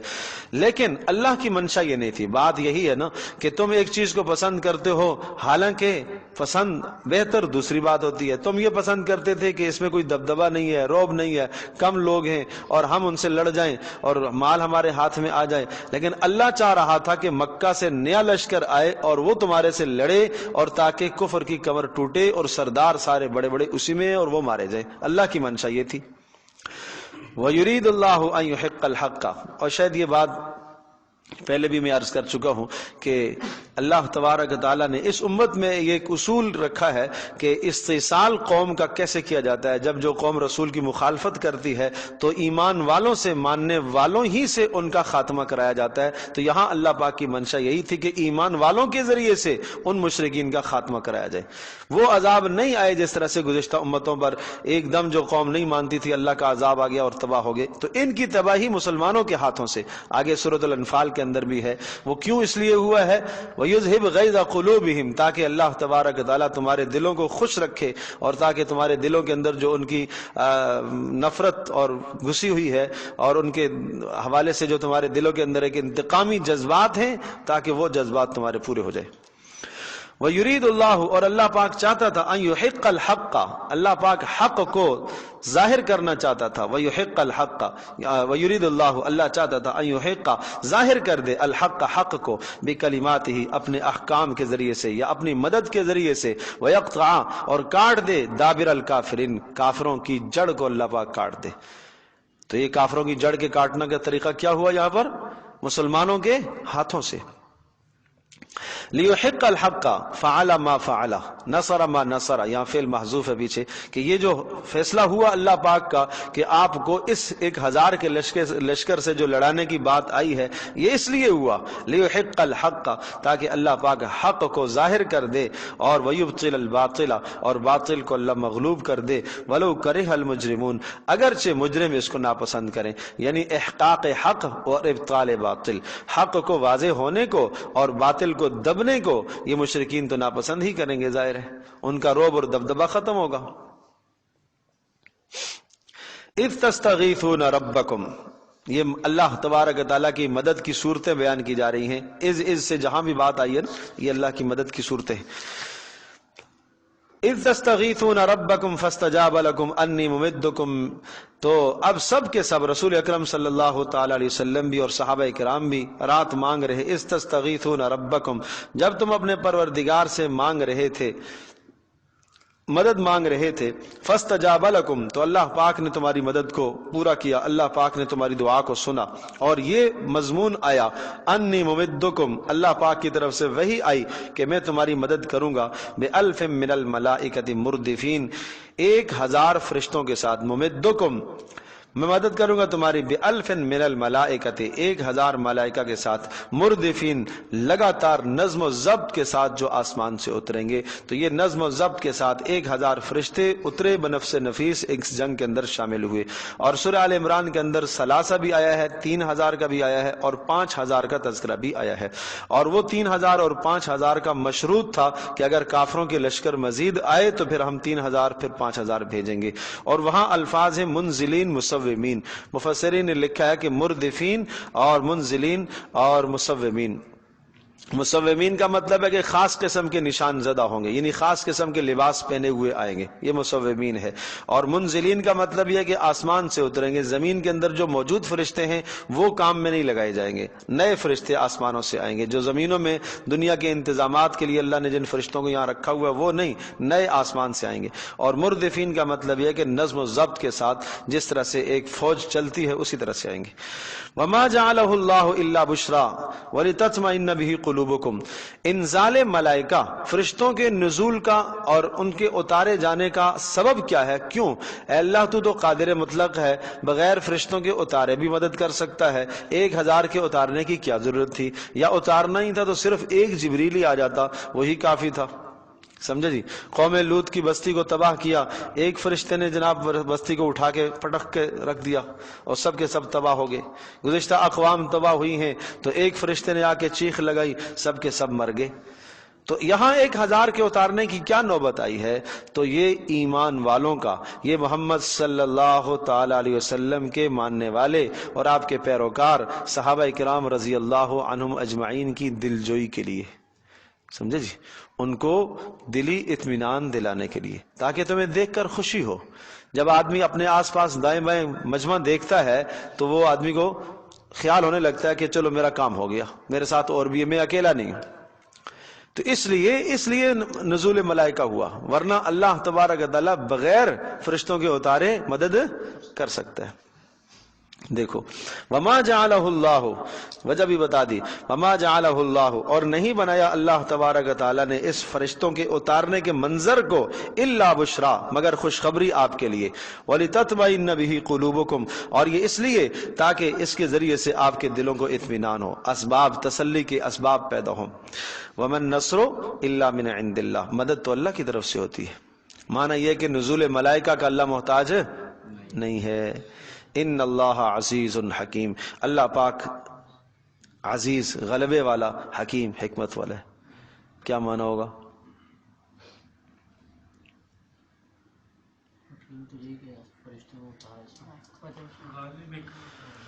غالب حکمت والا ہے، کیا معنی ہوگا یہاں غالب کا؟ اللہ پاک محتاج نہیں ہے کہ اللہ پاک غالب ہے، بغیر فرشتوں کے اتارے بھی مدد کر سکتا ہے، اور حکیم ہے، اتارنے میں اس کی حکمت کا تقاضا ہے، اور اس کی حکمت یہی ہے تاکہ تمہارے دلوں کو سکون ہو، تمہیں اطمینان ہو۔ اذ یغشیکم النعاس، مدد کی چوتھی صورت ایک اور ہے، ہاں جی، اذ یغشیکم النعاس امنۃ منہ، وہ وقت بھی تو یاد کرو، اذ یغشیکم النعاس، جب تمہیں گھیر لیا اونگ نے، امنتن چین دینے کے لیے، چین کے لیے، اور اونگ تمہیں آ چکی منہ اللہ کی طرف سے، جب لڑتے لڑتے لڑتے تھک گئے، ساری رات اللہ سے مانگتے رہے، اب صبح لڑائی ہے بھائی، سمجھے جی، آرام پوری طرح سے ہوا نہیں ہے، جسم تھک گئے، چور ہو گئے، اور رمضان کا مہینہ تھا، آخر میں تو روزہ بھی آپ علیہ السلام نے افطار کرا دیا تھا، لیکن بہرحال سفر بھی ہے، تکلیف بھی ہے، اور تھکن بھی ہے، تو ایک دم سے صحابہ کرام رضی اللہ عنہم اجمعین پر ایک اونگ کی کیفیت طاری ہوئی، اس اونگ کی وجہ سے ساری تھکان دور ہو گئی، تو یہ ایک اللہ کی مدد ہوئی۔ وَيُنَزِّلُ عَلَيْكُم مِّنَ السَّمَاءِ مَاءً لِيُطَهِّرَكُم بِهِ، اور اللہ تبارک و تعالی نے اتارا ہے تمہارے اوپر آسمان سے پانی، لِيُطَهِّرَكُم بِهِ، تاکہ تم پانی کے ذریعے سے پاک ہو جاؤ۔ اب یہاں یہ بات بھی ذہن نشین کرنے کی ہے کہ جس جگہ پر وہ معرکہ بدر کا واقع ہوا ہے، تو جو اس میدان کی صحیح جگہ تھی، ہموار جگہ تھی، درست جگہ تھی، وہ جگہ جو ہے وہ مشرکین نے قبضہ کر لی پہلے سے آ کے، اور مسلمانوں کے لیے جو جگہ آئی ہے وہ ذرا جگہ اچھی نہیں تھی، وہ قدر پتھریلی جگہ تھی۔ تو اب اللہ پاک کی طرف سے مدد کی ایک صورت یہ ہوئی کہ پانی کا جو کنواں تھا اس کنویں پر قبضہ کر لیا مشرکین نے، اور وہ پانی نہیں دے رہے، تو اللہ پاک نے رات کو بارش برسائی۔ جب رات کو بارش برسائی تو اس بارش سے ایک نقصان مشرکین کا یہ ہوا کہ وہ جس جگہ پر ٹھہرے تھے وہ جگہ ہموار تھی اور وہاں کیچڑ بن گیا، اور مسلمان جس جگہ پر ٹھہرے ہوئے تھے یہ جگہ جم گئی، اب جیسے کوئی پتھریلی جگہ، تو یہ موضوع ہو گئی لڑائی کے حساب سے۔ دوسرا فائدہ مسلمانوں کو یہاں پر یہ ہوا کہ یہ صورتحال پیچھے پہاڑی تھی، اور جب پہاڑی تھی تو مسلمانوں کا لشکر، مسلمانوں کی جو پیٹھ پہاڑ کی طرف، اور سامنے سے جو ہے نا مسلمانوں کی کیا ہے، مسلمانوں کا لشکر جس طرف تھا، ایک طرف مشرکین ہے، اور اچھا مشرکین کا جو لشکر تھا وہ پہاڑ کے سامنے تھا، جب پہاڑ کے سامنے تھا تو یہ سامنے دیکھتے تو سورج ان کو نظر آتا، جب سورج آنکھوں میں پڑتا تو پورا کام نہ کر سکتے، اور مشرکین کی جو ہے مسلمانوں کی کیفیت ایسی تھی کہ مسلمانوں کا جو سورج کی کیفیت تھی وہ مسلمانوں کی پیٹھ کی طرف تھی، تو یہ ایک اللہ پاک کی دوسری مدد کی صورت بن گئی کہ جیسے یہ اوپر دیکھتے تلوار اٹھتا ہے، شروع سے نکلنا ناپسند تھا لیکن اللہ کا حکم سمجھ کر نکل گئے، اور دوبارہ ایک قافلہ سامنے آیا، ایک آسان تھا، ایک سے لڑنا آسان، ایک سے لڑنا مشکل، ایک بغیر بے سر و سامان کے تھا، سمجھے جی، اور اسی طرح سے دوسرا جو لشکر آیا مشرکین کا وہ ہر طرح کے اسلحے سے لیس تھا، اس کے ساتھ لڑنا ظاہری طبعاً ایک انسان کو ناگواری ہو رہی ہے کہ ایک قلیل تعداد 313 افراد ہیں اور یہ 1000 کے ساتھ کیسے لڑیں گے، لیکن اللہ کے حکم کو مد نظر رکھا ہے، اپنی کراہت کو، اپنی خواہش کو پیچھے کر دیا، اور پھر اللہ پاک کی مدد دیکھو، اس طرح سے اللہ کی مدد آتی ہے۔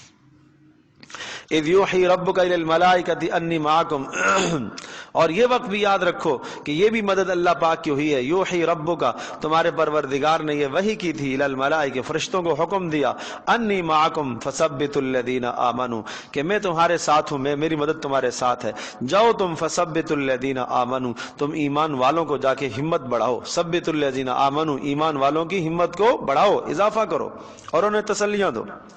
سألقی فی قلوب الذین کفروا الرعب، صحابہ کہتے ہیں اپنی آنکھوں سے گردنیں کٹتی دیکھی کافروں کی، ایک آدمی تلوار چلاتا تھا، کئی گردنیں کٹتی، تو ساتھ ملائکہ تھے۔ سألقی فی قلوب الذین، اور ان قریب میں روب ڈالوں گا، فی قلوب الذین کفروا، ان لوگوں کے دلوں میں جنہوں نے کفر کیا، ان کے دلوں میں روب پیدا کروں گا، مسلمانوں کا ایسا روب ان پر چھا گیا، ایسا روب چھا گیا کہ روب جب انسان کے دل پر آ جاتا ہے تو کوئی کام نہیں کر پاتا۔ فاضربوا فوق الاعناق واضربوا منهم كل بنان، حکم ہوا فاضربوا فوق الاعناق، ان کی گردنوں پر مارو، واضربوا منهم كل بنان، اور ان کے جوڑوں پر مارو، سمجھے جی، انگلیوں کے جوڑوں پر، ہاتھوں کے جوڑوں پر مارو اور ان کی گردنوں پر مارو۔ اس طرح سے صحابہ نے اپنی آنکھوں سے دیکھا کہ کافروں کی گردنیں کٹ رہی ہیں، ان کی انگلیاں کٹ رہی ہیں، ان کے جسم کٹ رہے ہیں۔ ذالک بانہم شاقوا اللہ ورسولہ، یہ سبب بتایا بھائی، یہ سزا کیوں دی جا رہی ہے، یہ استئصال کیوں کیا جا رہا ہے، یہ ان کافروں کو مروایا کیوں جا رہا ہے۔ ذالک بانہم شاقوا اللہ، یہ اس لیے ہے کہ یہ اللہ اور اس کے رسول کے دشمن ہیں، تو لہذا کسی کو یہ خیال نہ ہو کہ یہ کوئی ظلم ہو رہا ہے، کسی کو یہ خیال نہ ہو کہ کیوں اس طرح سے ہوا، اس لیے ذالک بانہم، ذالک العقاب، مفسرین نے لکھا ہے مبتدا ہے، خبر محذوف ہے، ذالک العقاب، یہ سزا، یہ مشرکین کا ہلاک کرنا کیوں ہوا، اس لیے بانہم شاقوا اللہ، بات سببیہ ہے، اس لیے کہ انہوں نے اللہ اور اس کے رسول کی مخالفت کی ہے۔ شاقوا اللہ، اور شقاق سخت بدترین مخالفت کہ جس کے بعد کوئی چارہ کار سمجھوتے کا نہ ہو، کوئی کسی قسم کے سمجھوتے کا چارہ کار نہ ہو۔ شاق اللہ، سورہ حشر کے اندر بھی، وہاں پر بھی یہی الفاظ ہیں، سمجھے جی۔ وَمَن يُشَاقِقِ اللَّهَ وَرَسُولَهُ، اور جو شخص اللہ اور اس کے رسول کے ساتھ مخالفت کرتا ہے، فَإِنَّ اللَّهَ شَدِيدُ الْعِقَابِ، تو اس کو سخت اللہ پاک سزا دے گا۔ اور گزشتہ امتوں کے اندر سزا کی صورت کیا ہوتی تھی کہ اللہ پاک یک بار ہی پوری امت کو ختم کر دیتا تھا، اور یہاں سزا کی کیا صورت ہے، اللہ پاک مسلمانوں کے ہاتھوں سے مروائے گا۔ ذالکم فذوقوہ وان للکافرین عذاب النار، ذالکم، اور پھر ہم نے حکم دیا ہے ذالکم فذوقوا، بھگتو یہ عذاب، فذوقوہ، یہ بھگتو، اب یہ سزا بھگتو، وان للکافرین عذاب النار، اور یہ تو دنیا کی سزا ہے، آخرت میں بڑا، اس سے بھی بڑا عذاب ہے۔ یا ایھا الذین آمنوا اذا لقیتم الذین کفروا، اب اسلامی لشکر کے آداب بیان کیے جا رہے ہیں، بڑے شاندار آداب ہیں۔ اسلامی افواج کیسی ہونی چاہیے، مجاہدین کے لشکر کیسے ہونے چاہیے۔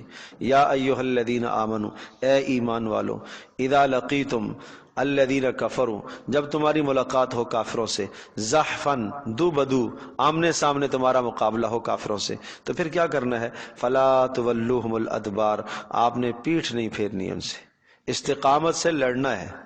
اول تو جنگ سے دوری اختیار کرو، حتی الامکان نہ ہو ٹل جائے معاملہ، لیکن جب یہ معاملہ آ گیا جنگ کا تو پھر فلا تولوہم الادبار، اب آپ کو پیٹھ نہیں پھیرنی ہے، اب آپ کو پیچھے نہیں ہونا ہے۔ ومن یولہم یومئذ دبرہ الا متحرفا لقتال او متحیزا الی فئۃ فقد باء بغضب من اللہ۔ ومن یولہم، اور جو شخص پیٹ پھیر کے بھاگے گا، گناہ کبیرہ ہے میدان جنگ سے پیٹ پھیر کر بھاگنا۔ ومن یولہم، اور جو آدمی پیٹ پھیرتا ہے، یومئذ، اس دن، دبرہ، اپنی پیٹ کو پھیرتا ہے، فقد باء، تھوڑا سا بیچ میں رہنے دے، فقد باء بغضب من اللہ، تو وہ لوٹتا ہے اللہ کا غضب اور غصہ لے کر واپس آتا ہے۔ ومأواہ جہنم، اور اس کے لیے جہنم کا فیصلہ ہے۔ وبئس المصیر، اور اللہ، وہ جہنم بہت بدترین ٹھکانہ ہے۔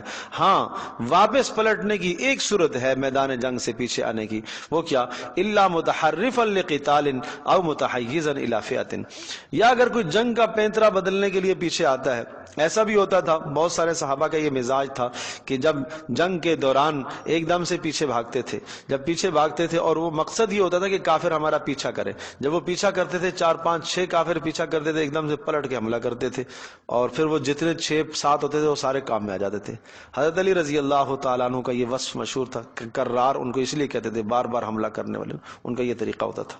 تو اس طرح سے بہت سارے صحابہ کا مزاج ہوتا تھا، تو اس میں گنجائش دی کہ یہ کوئی مسئلہ نہیں ہے، ایک آدمی کا قصد اور ارادہ کیا ہے تاکہ مشرکین کافر میرے پیچھے آئیں مجھے مارنے کے لیے، اور جب وہ بالکل قریب پہنچ گئے اور ان کو یقین ہو گیا کہ اب میں ایک تلوار گھماؤں گا تو سارا کام ہو جائے گا، تو اس طرح سے بھی صحابہ کرتے تھے۔ یہ او متحیزا الی فئۃ، یا یہ کہ جناب واپس کسی جماعت کے پاس آ کر ان کو ساتھ لے کر پھر دوبارہ واپس جاتا ہے تو بھی کوئی حرج نہیں ہے۔ مطلب یہ کہ اسی جنگی تدبیر کو بہتر کرنے کے لیے اگر کوئی شخص کوئی صورت اختیار کرتا ہے تو کوئی حرج نہیں ہے۔ فلم تقتلوہم ولکن اللہ قتلہم. اب یہ جو پیچھے علتیں ساری ذکر فرمائی ہیں ان کا ثمرہ بیان کیا جا رہا ہے کہ آسمان سے بارشوں کا نزول ہونا، اور اسی طرح سے جب طبعی طور پر آپ ناپسند کر رہے تھے پھر آپ کے دلوں کو مطمئن کرنا اور آپ کے دلوں کو اطمینان دینا، اور ملائکہ کا نزول ہونا، اور نعاس اور اسی طرح سے سکون کے لیے اونگ کا طاری ہونا، یہ سب کچھ اللہ نے کیا ہے. یہ سب کچھ اللہ نے کیا، یہ سب کچھ 100% اللہ کی مدد ہے، 100% اللہ کی مدد ہے. یہاں تک کہ بدر کے اندر جن کو مارا ہے وہ بھی آپ نے نہیں مارا، وہ اللہ نے مارا ہے. اور یہاں تک کہ بدر میں آپ علیہ السلام نے ایک مٹھی مٹی کی اٹھائی اور اسے پھینکا کافروں کی طرف، شاہت الوجوہ شاہت الوجوہ کہا، اور وہ ہر کافر کی آنکھ میں جا کے پڑ گئی. کہا یہ بھی آپ نے نہیں کیا، یہ اللہ نے کیا ہے. ظاہر ہے ان تمام چیزوں کے اندر رسول اکرم صلی اللہ تعالی علیہ وسلم اور صحابہ کرام رضی اللہ عنہم اجمعین کے اعمال، ان کے ہاتھ استعمال تو ہوئے، لیکن پیچھے مدد کیا ہے؟ اللہ کی مدد ہے. فلم تقتلوہم، آپ نے نہیں قتل کیا، ولکن اللہ قتلہم، اللہ پاک نے ان کو قتل کیا. مطلب یہ معجزہ ہے آپ کا، یہ معجزہ ہے کہ اتنی قلیل جماعت جس کے پاس کوئی اسلحہ نہ ہو، کوئی ہتھیار نہ ہو، اور کسی کے پاس ڈنڈا ہے، کسی کے پاس پتھر ہے، 1000 مجمع کے ساتھ لڑنا اور غالب آ جانا، یہ کیا ہے؟ یہ معجزہ ہے. ولیکن تو معجزے کے اندر کیا ہوتا ہے؟ معجزے میں یہ ہوتا ہے کہ فاعل براہ راست اللہ پاک ہوتا ہے، اور نبی کی ذات اور جان جو ہے نا وہ جائے صدور ہوتی ہے، وہاں معجزہ صادر ہوتا ہے. ولیکن اللہ قتلہم فلم تقتلوہم، آپ نے نہیں قتل کیا، ولیکن اللہ قتلہم، اللہ پاک نے ان کو قتل کیا. وما رمیت اذ رمیت، رمیت رمی سے لیا گیا ہے، رمی کرنا، پھینکنا. وما رمیت، آپ نے نہیں مٹی پھینکی تھی، اذ رمیت، جب آپ نے پھینکی، ولیکن اللہ رما، اللہ نے پھینکی ہے. مطلب یہ کہ اللہ نے ان کے آنکھوں تک پہنچائی ہے. ولیبلی المؤمنین منہ بلاء حسنا، اور یہ سب کچھ اس لیے ہوا، وَلِيُبْلِيَ الْمُؤْمِنِينَ مِنْهُ بَلَاءً حَسَنًا، تاکہ اللہ تبارک تعالیٰ عطا کرے. یا ایک معنی یہ ہے تاکہ اللہ پاک ایمان والوں کو آزمائے بڑی خوبصورت آزمائش میں. کہ خوبصورت آزمائش میں، آزمائے کا مطلب کیا ہوا کہ پہلے بڑی گرانی گزری کہ پتہ نہیں کیا ہوگا، اور پھر اس گرانی کے بعد جب مدد نظر آتی ہے تو کتنی آدمی کو خوشی ہوتی ہے. جہاں سارے اسباب منقطع ہو گئے، کوئی سبب ظاہری نظر نہیں آ رہا ہے، اب مدینہ بھی دور ہے، وہاں سے بھی ہم کافی دور آ گئے ہیں، تو کوئی مدد کا ذریعہ نظر نہیں آ رہا، اور اچانک اللہ کی مدد آئے تو آدمی کو کیا خوشی ہوتی ہے. یہ ہے ابتلا، آزمائش. دوسرا معنی وَلِيُبْلِيَ الْمُؤْمِنِينَ مِنْهُ بَلَاءً حَسَنًا، تاکہ اللہ تبارک تعالیٰ ایمان والوں کو بہترین بدلہ عطا کرے. یہاں پر یبلی کا معنی بدلہ دینا ہے. اور وہ بلا حسنہ یہی بدلہ ہے، بڑا ثواب ہے، بڑا اجر ہے. ان اللہ سمیع علیم، اللہ تبارک تعالیٰ خوب سننے والا اور خوب جاننے والا ہے. جو راتوں کو اللہ کے سامنے گریہ کیا، اللہ پاک نے اس کو خوب سنا ہے، اور علیم، اور اللہ پاک خوب جاننے والا بھی ہے کہ کس کی کیا نیت ہے. ذالکم وان اللہ موہن کید الکافرین. اللہ اکبر. پھر ہم نے یہ کہا کہ ذالکم، یہ جو انعام تمہیں ملا ہے یہ اس لیے ہے، وَأَنَّ اللَّهَ مُوهِنُ كَيْدِ الْكَافِرِينَ، اللہ تبارک تعالیٰ کمزور کرنا چاہتا ہے، رسوا کرنا چاہتا ہے، ذلیل کرنا چاہتا ہے کافروں کی تدبیروں کو. جب تمہیں فتح ملے گی اور تمہیں خوشی ملے گی تو کافروں کی تدبیریں ناکام ہوں گی تو وہ پریشان ہوں گے. وَأَنَّ اللَّهَ مُوهِنُ كَيْدِ الْكَافِرِينَ إِن تَسْتَفْتِحُوا فَقَدْ جَاءَكُمُ الْفَتْحُ.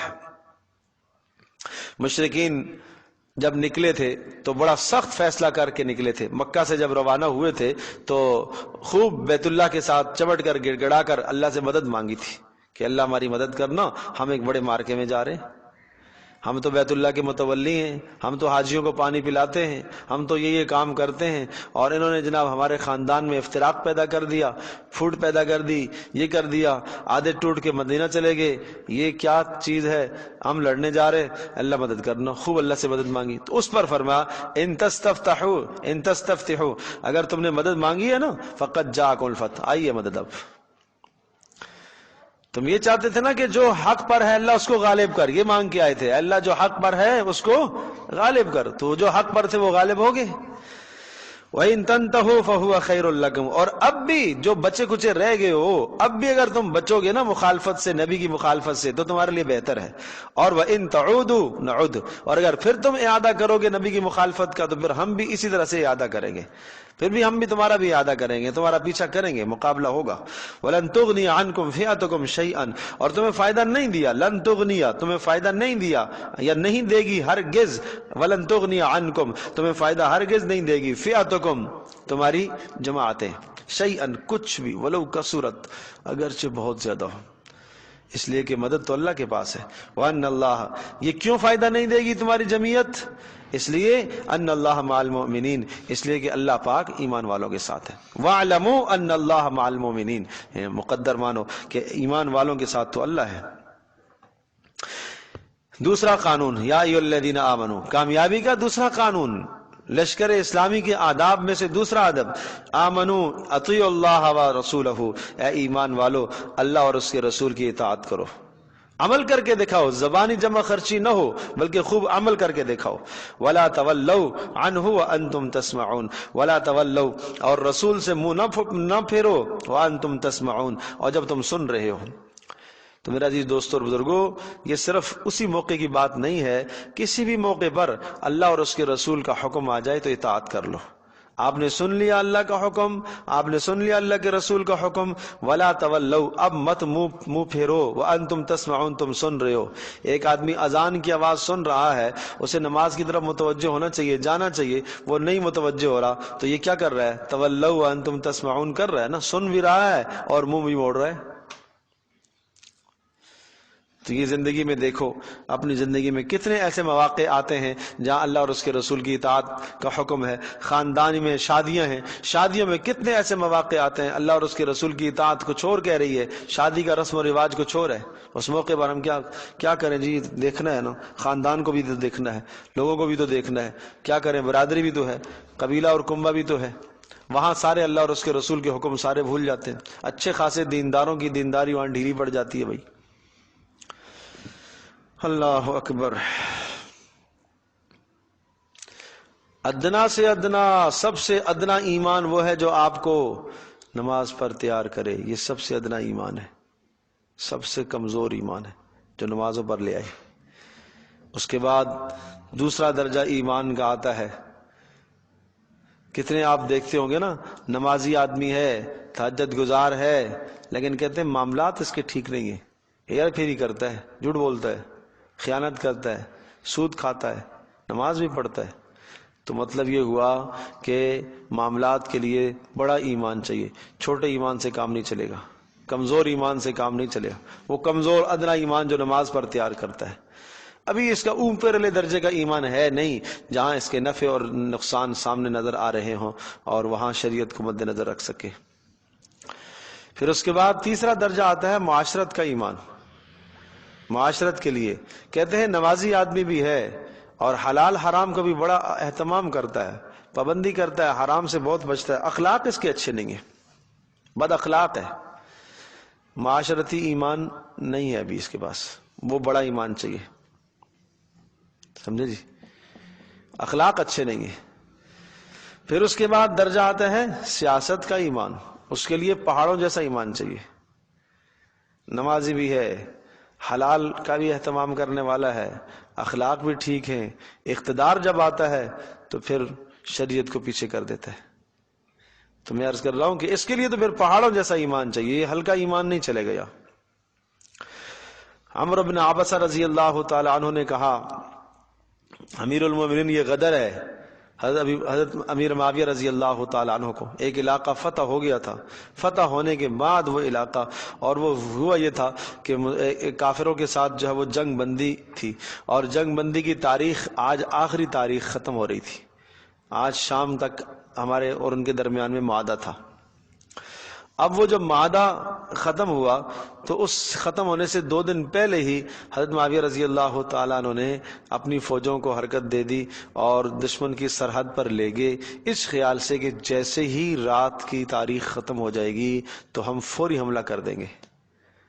پہلے سے لشکر کو تیار کر کے لے گئے، اور جب وہ دشمن ابھی غافل ہوگا ہم سے تو چنانچہ حملہ کیا، سارا علاقہ فتح ہو گیا۔ جب سارا علاقہ فتح ہو گیا تو عمرو بن عبسہ رضی اللہ تعالیٰ نے ارشاد فرمایا کہ یہ تو غدر ہے، یہ تو دھوکہ ہے۔ کہ رسول پاک صلی اللہ علیہ وسلم کے زمانے میں اس کو دھوکہ سمجھا جاتا تھا. آپ کو اگر پہلے اپنی فوجوں کو حرکت دینا تھا تو آپ پہلے دشمن کو اطلاع کرتے کہ ہمارے اور تمہارے درمیان کے معاہدے ختم ہیں، یا جو معاہدہ ختم ہوا ہے اس کے 1 دن 2 دن انتظار کرتے تاکہ وہ بھی تیار ہو جاتا. تو اس طرح سے آپ نے یہ غدر کیا. تو اپنی فوج کو واپس بلا لیا، مفتوحہ علاقے کو چھوڑ دیا، فتح کیا ہوا سارا علاقہ واپس کر دیا، چھوڑ دیا کہ ہمیں غدر سے پھر ملک نہیں چاہیے، ہمیں غدر اور دھوکے سے اقتدار نہیں چاہیے. تو یہ بڑے ایمان کی ضرورت ہے بھائی، بات سمجھے جی؟ ہاں، تو اقتدار ضروری نہیں ہے کہ آپ ملک کے وزیر اعظم بنیں گے اور آپ جناب ملک کے صدر بنیں گے یا آپ گورنر بنیں گے. کسی بھی جگہ پر آپ کے پاس اقتدار ہے، 10 آدمیوں پر آپ کو اقتدار حاصل ہے، 50 آدمیوں پر آپ کو اقتدار حاصل ہے، اس اقتدار میں بھی بڑے ایمان کی ضرورت ہے، امانت داری کی ضرورت ہے، خیانت سے آدمی بچا جائے، دوسروں کی عزتوں کو آدمی نیلام نہ کرے. یہ یاد رکھنے کی چیزیں. وَلَا تَكُونُوا كَالَّذِينَ قَالُوا سَمِعْنَا وَهُمْ لَا يَسْمَعُونَ، اور ان کی طرح مت ہو جایا کرو. قالوا سمعنا، دیکھو نا یہودیوں کا کیا حال ہے. جب ان سے کہا جاتا ہے، پیچھے تورات میں تذکرہ ہوا، جب ان سے کہا جاتا ہے تو وہ کہتے ہیں سمعنا وعصینا، سنا ہے لیکن مانیں گے نہیں. زبان سے کہتے تھے ہم نے سن لیا آپ کی بات، مانیں گے نہیں، اپنی مرضی کی کریں گے. وَلَا تَكُونُوا، اور مت ہو جاؤ كَالَّذِينَ، ان لوگوں کی طرح قالوا جو یوں کہتے ہیں سمعنا، ہم نے سن لیا، وَهُمْ لَا يَسْمَعُونَ، حالانکہ وہ نہیں سنتے. إِنَّ شَرَّ الدَّوَابِّ، اب اس آیت کے سننے کے بعد ہر کوئی اپنا محاسبہ کر لے بھائی. ان شر الدواب، مخلوق میں سب سے بدترین لوگ، بدترین مخلوق کون سی ہے؟ عند اللہ، اللہ کے یہاں. الصم، جو حق کے سننے سے بہرے ہوں، البکم، حق کے بولنے سے گونگے ہوں، الذین لا یعقلون، جو حق کے سمجھنے سے اندھے ہو جائیں، عقل ہی نہیں رکھتے. سمجھے جی؟ کسی بھی جگہ پر حق بات تمہارے سامنے آئے اور اس حق کو آدمی بہرا ہو جائے، اور اسی طرح سے حق بولنے سے آدمی گونگا ہو جائے، سمجھنے سے آدمی بے عقل ہو جائے، یہ بدترین مخلوق کہلاتے ہیں. آدمی سمجھتا ہے کہ خنزیر اور کتا بدترین مخلوق ہے، صرف یہ بھی بدترین انسان ہے جو ہے انسان. تو جو یہود و نصارہ غیروں کی جو نقالی کرتے ہیں وہ شر الدواب نہیں ہے، اور کیا ہے؟ کائنات میں سب سے بدترین اور برے لوگ اور بدترین مخلوق جو اللہ کے احکام کی پیروکاری نہ کرے اور کوئی آدمی ان کی اتباع کرتا ہے، ان کے پیچھے چلتا ہے، تو جانوروں کے پیچھے چل رہا ہے. یا اسی طرح سے اپنی زندگی کے اندر کتنے اللہ کے احکام آئیں اور اللہ کے احکام آنے کے بعد آدمی جو ہے ان کی طرف توجہ نہ دے، تو یہ کیا ہے؟ ان شر الدواب کے اندر تو شامل ہے، یہ تو بدترین مخلوق ہے. پھر وَلَوْ عَلِمَ اللَّهُ فِيهِمْ خَيْرًا لَأَسْمَعَهُمْ، اور ایسوں میں چونکہ مہر جباریت لگ چکی ہوتی ہے، دل کے اندر مہر لگ گئی ہے.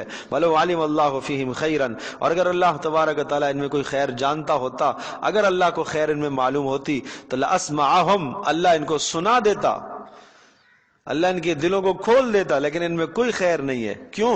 اس لیے کہ انہوں نے خود خیر کے دروازے بند کر دیے، مقفل لگا دیے، قفل لگا دیے انہوں نے. وَلَوْ أَسْمَعَهُمْ لَتَوَلَّوْا وَهُمْ مُعْرِضُونَ، اور بات یہ ہے کہ اگر اللہ پاک ان کو سنا بھی دیتا ہے، لَأَسْمَعَهُمْ، اگر اللہ ان کو سنا بھی دیتا ہے، لَتَوَلَّوْا وَهُمْ مُعْرِضُونَ، تو یہ اعراض کر کے بھاگیں گے، سامنے نہیں آئیں گے، بات نہیں پھر بھی مانتے. یا ایھا الذین آمنوا استجیبوا للہ وللرسول اذا دعاکم لما یحییکم.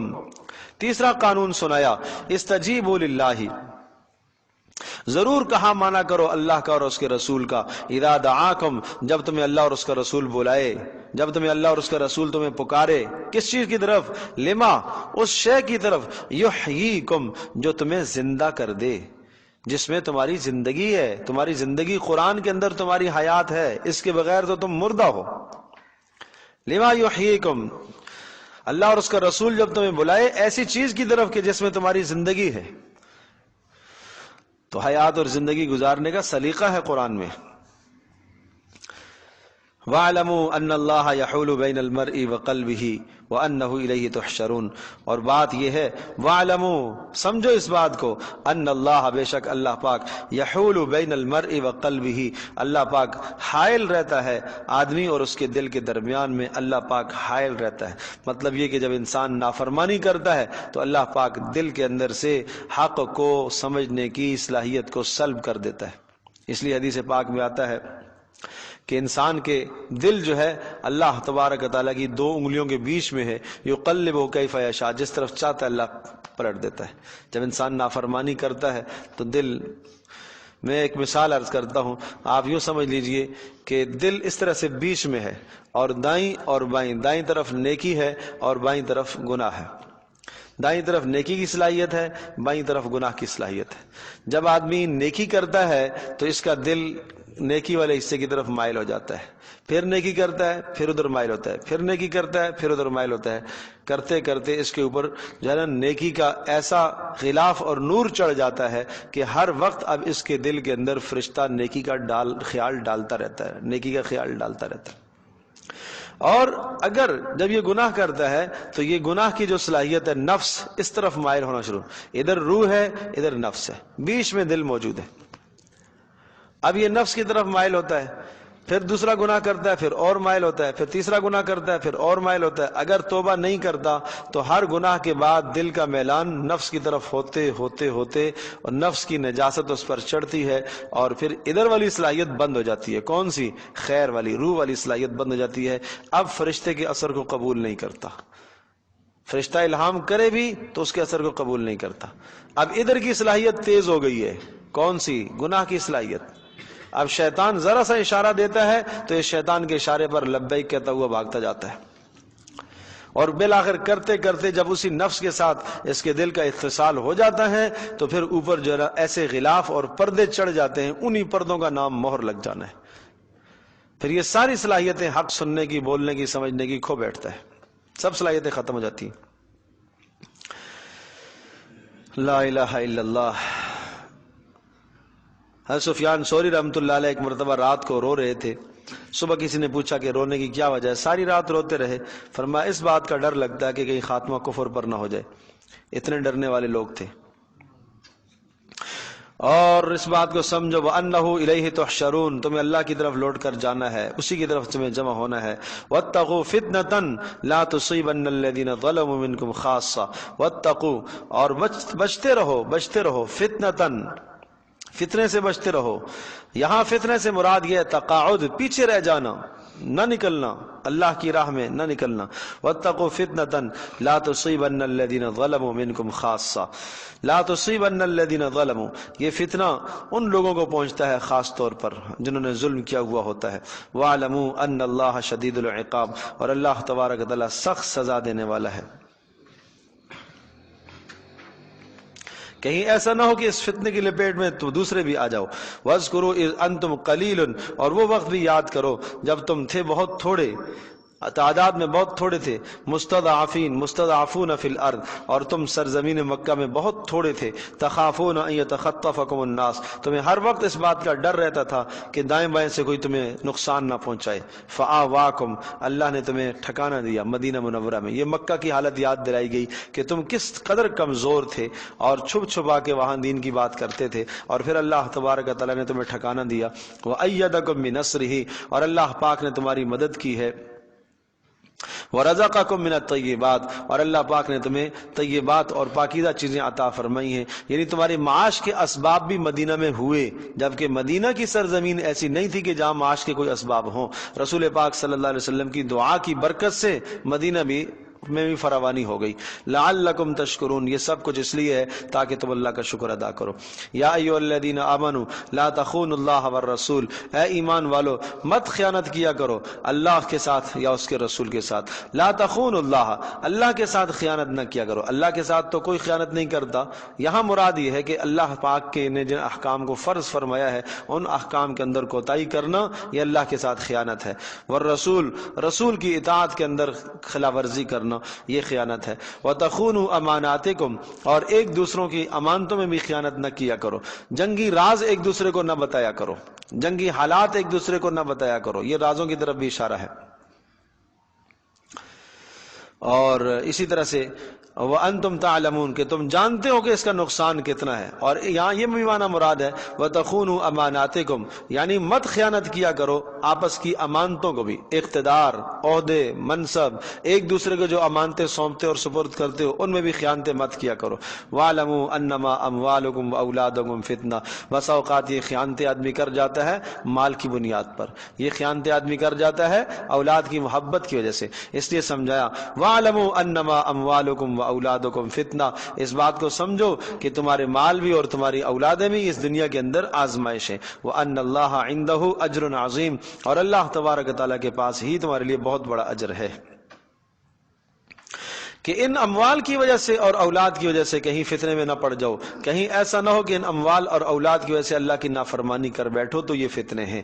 وَأَنَّ اللَّهَ عِنْدَهُ أَجْرٌ عَظِيمٌ، اور جہاں اللہ کی نافرمانی ہوگی وہاں اگر منافع چھوڑ دو گے تو چھوڑ دینے چاہیے، اللہ پاک کے پاس بہت بڑا اجر ہے۔ بس کافی ہے، تحمل نہیں ہے کسی